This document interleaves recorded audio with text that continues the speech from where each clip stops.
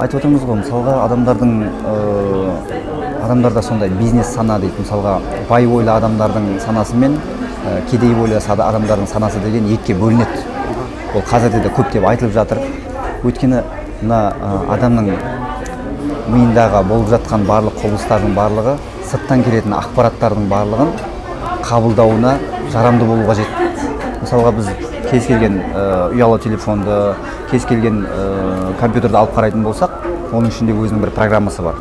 Сол программаны алып, басқа бір тосыннан келген программаны тығатын болсақ, флешканы салатын болсақ, мысалға, ол адам компьютер оны программа аша алмайды, жұмыс істемейді. Сондықтан да оны жұмыс істемегеннен кейін біз бірден қандай ой келеді бізге? Демек, бұл компьютердің ішіндегі программа бұны қабылдауға жарамды емес. Демек, оны жаңарту керек. Обновление дейді ғой қазір. Жаңарту керек.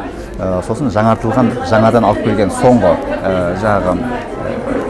соңғы технологиядағы соңғы дамыған ең соңғы версияны алып келіп, сол жерге орнатамыз. Содан кейін барып, ол біздің немізді, флешкамыздың ішіндегі мәліметтерді аша бастайды.